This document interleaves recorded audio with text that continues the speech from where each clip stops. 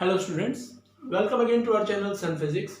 आपसे पहले हमने ये जो टॉपिक्स किए थे torque, MCG that is moving coil galvanometer, उसके बाद conversion of moving coil galvanometer into voltmeter and ammeter, ये थ्योरी टॉपिक हमने किए थे। आज हम इन पे बेस्ड न्यूमेरिकल करने वाले हैं। तो अगर आपने ये थ्योरी टॉपिक नहीं किए हैं तो इनका जो लिंक है वो मैंने डिस्क्रिप्शन बॉक्स में डाला हुआ है, आप वहां जाकर पहले वो वीडियो देखिए ताकि आपके जो टॉपिक हैं उनका कंसेप्ट क्लियर हो जाए, कौन सा फॉर्मूला कैसे लग रहा है वो आपको समझ में आ जाएगा। अब मैं क्वेश्चंस कराता हूं। ओके, इस ऑर्डर में सबसे पहला क्वेश्चन आपके सामने है, a circular coil of 200 turns, यानी कि आपको पहले क्वेश्चन पूरा देख लेते हैं। Circular coil of 200 turns, radius 5 centimetre, carries a current of 2.5 ampere. It is suspended vertically in uniform horizontal magnetic field of 0.25 Tesla with the plane of the coil 60 degree with the field lines. Calculate the magnitude of the torque that must be applied on it to prevent it from turning. ठीक है, अब सबसे पहले जो given है वो देखिए। आपको गिवन क्या क्या है? गिवन है नंबर ऑफ टर्न्स, कितने हैं? 200। उसके बाद उसमें करंट कितना फ्लो हो रहा है? I, that is 2.5 ampere. उसके बाद मैग्नेटिक फील्ड वो कितना है? 0.25 टेस्ला। और उसके बाद आपको गिवन है कि जो प्लेन ऑफ द कॉइल है वो मैग्नेटिक फील्ड से 60 एंगल बना रहा है। अब ध्यान दीजिए, मान लिया कॉइल ऐसे है, ये कॉइल का प्लेन है, मैग्नेटिक फील्ड के बीच में एंगल जो है वो थीटा है, तो कॉइल का नॉर्मल कितना बनाएगा? ये हमारी कॉइल है, कॉइल तो बना रही है 60 डिग्री, तो कॉइल का जो नॉर्मल है वो 30 डिग्री बनाएगा कि नहीं बनाएगा? इसका मतलब यहाँ पे जो अल्फा रहेगा दैट विल बी 30 डिग्री। सबसे इंपॉर्टेंट बात है इस तरह के क्वेश्चन में, आपको ये ध्यान देना है कि जो एंगल दिया गया है वो कॉइल के प्लेन से दिया गया है या कॉइल के प्लेन के नॉर्मल से दिया गया है, मैग्नीट्यूड का, मैग्नेटिक फील्ड का। मैग्नेटिक फील्ड और कॉइल के बीच में या मैग्नेटिक फील्ड और कॉइल के प्लेन के बीच में एंगल है, तो आपको ये करना पड़ेगा, आपको इसका नॉर्मल देखना पड़ेगा कि नॉर्मल जो है वो मैग्नेटिक फील्ड से कितने एंगल पे है। इस साइड हमने मैग्नेटिक फील्ड लिया, ये हमारी कॉइल है, कॉइल का प्लेन ये हो गया, कॉइल के प्लेन से कितना एंगल बन रहा है? 60, उसका नॉर्मल इधर होगा तो एंगल 30 बन जाएगा। आपको अल्फा मिल गया, बी एन। अच्छा, उसके अलावा और क्या कहा गया है? टॉर्क पूछा गया है, और सर्कुलर कॉइल है उसकी रेडियस भी दी हुई है, r is equal to 5 centimetre is equal to 5 into 10⁻⁻² metre, तो एरिया हो जाएगा pi r square, that is pi into 5 into 10⁻⁻² square.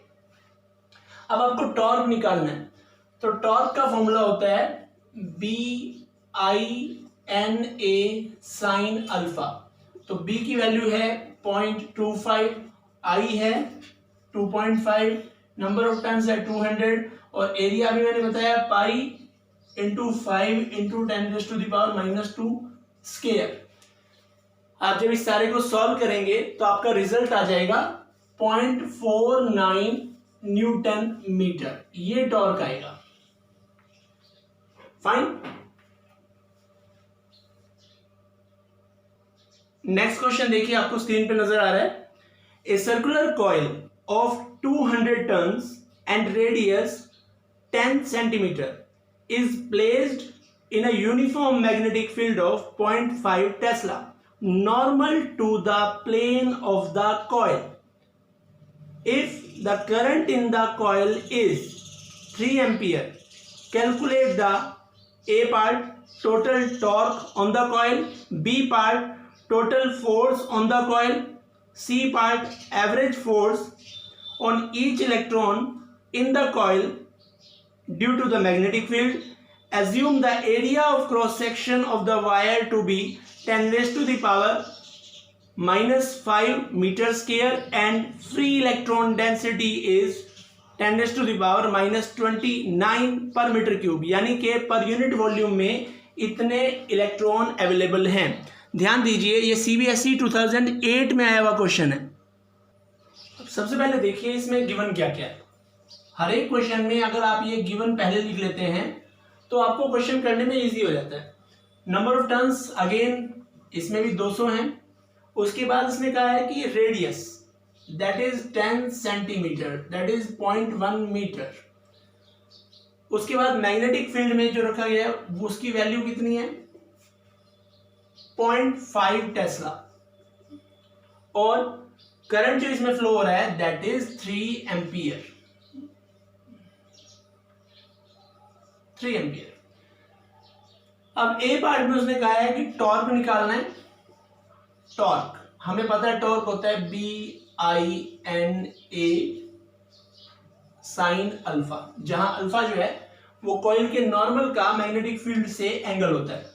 Area भी उसने दिया हुआ है, area is equal to 10⁻⁻5 metre square. और एक और चीज दी है that is electron density, electron पर यूनिट वॉल्यूम, उसे मैं स्मॉल एन से शो कर रहा हूं, 10⁻29 पर मीटर क्यूब। इसका यूज क्या होगा वो हम अभी देखेंगे। सबसे पहले जो ए उसने कहा है, उसके बाद बी पार्ट में उसने टोटल फोर्स पूछा है, ठीक है, वो कितना होगा।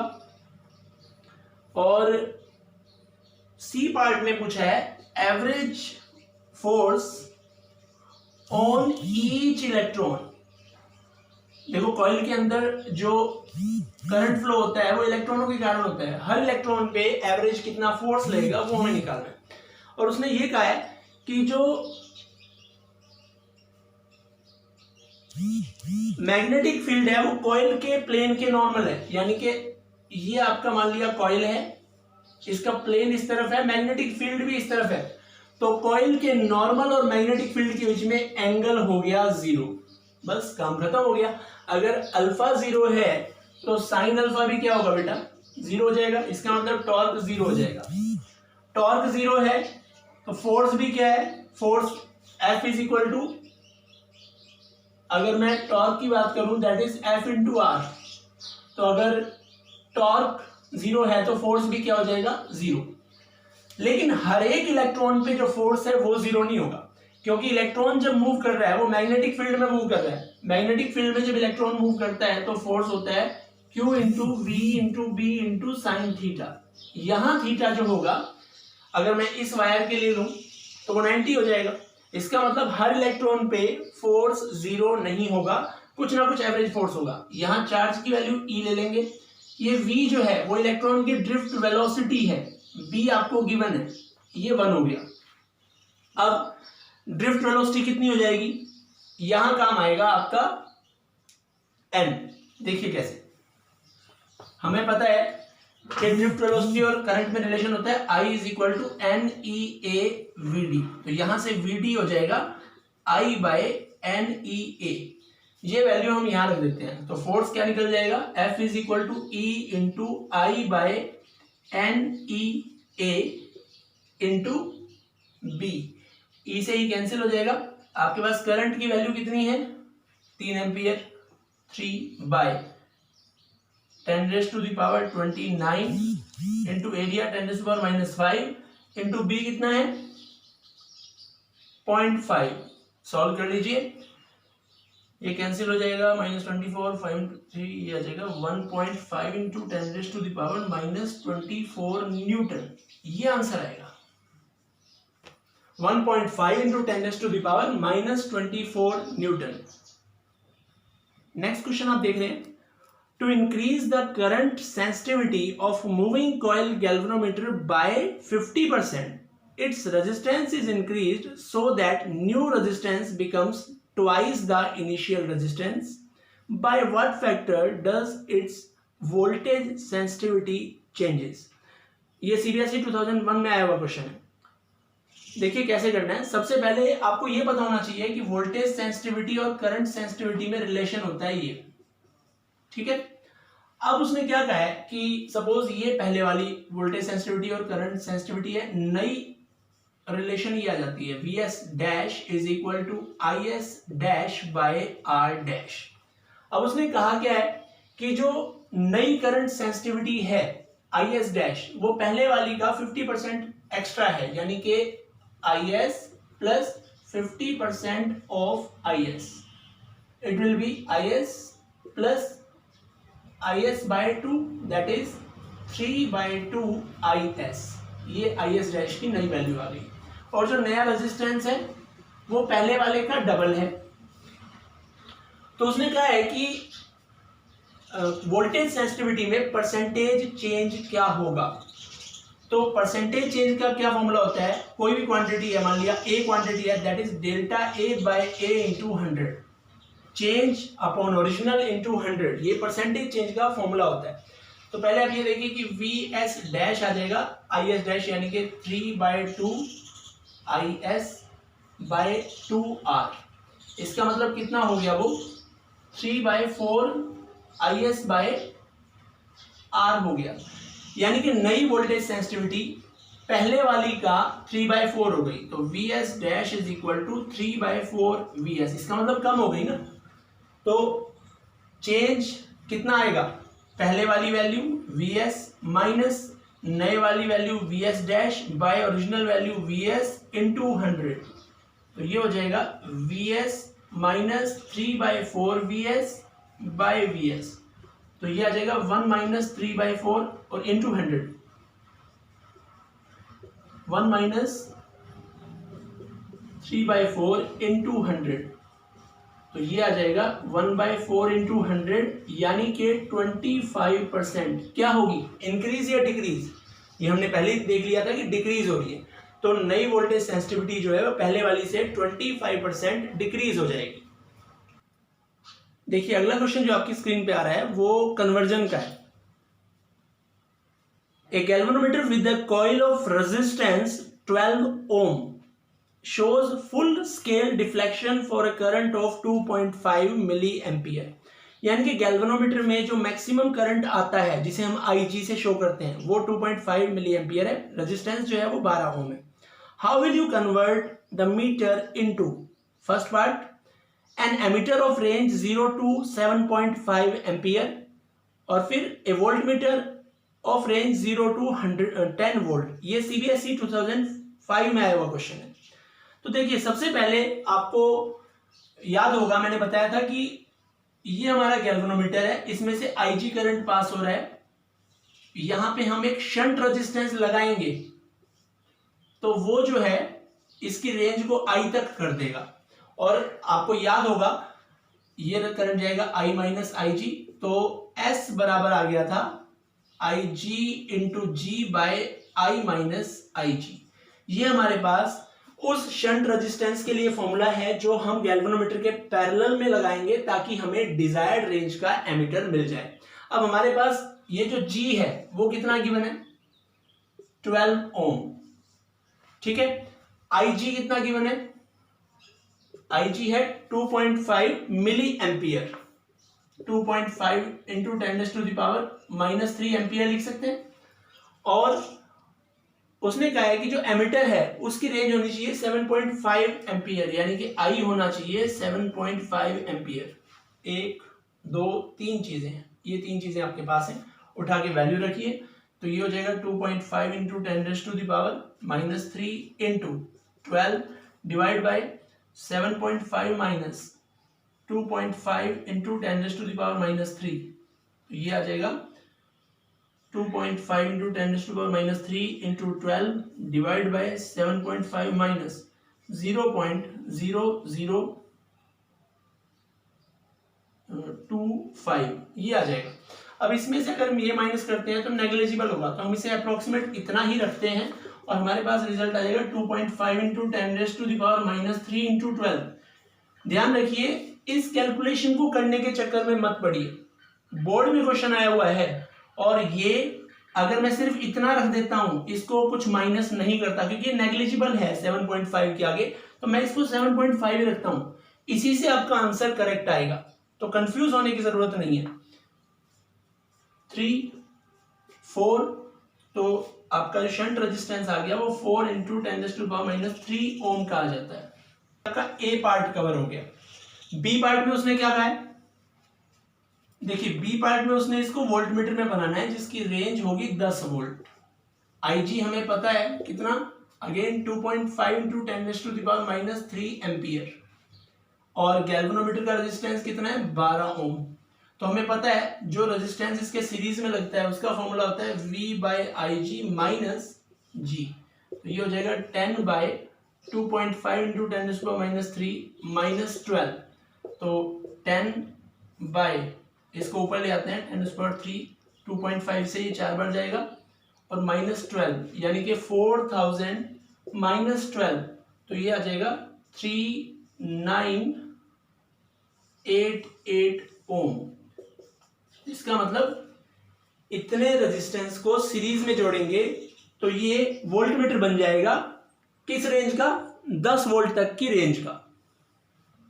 अब एक क्वेश्चन और देखिए जो थोड़ा सा अलग है।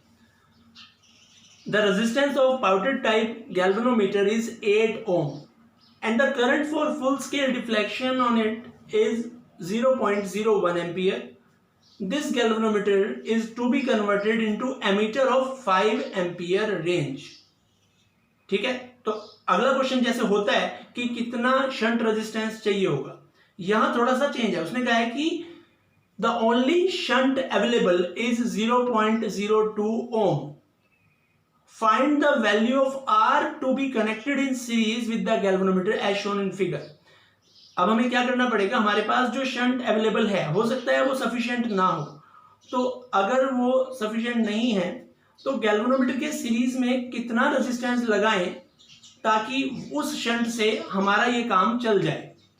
देखिए सबसे पहले आपको गैल्वेनोमीटर का रेजिस्टेंस दिया हुआ है 8 ओम, उसके बाद IG दिया हुआ है कितना 0.01 एम्पियर, और कन्वर्ट कितने में करना है 5 एम्पियर वाले में। ठीक है, और जो हमारे पास शंट रेजिस्टेंस अवेलेबल है S, दैट इज व्हाट 0.02 ओम। हाँ, और कुछ तो नहीं है ना, बस इतना ही है।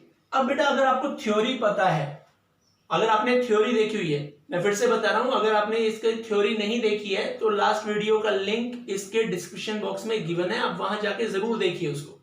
तो उसमें हमने क्या किया था, इस डायग्राम के हिसाब से जो गैल्वेनोमीटर में करंट जा रहा है वो IG जा रहा है।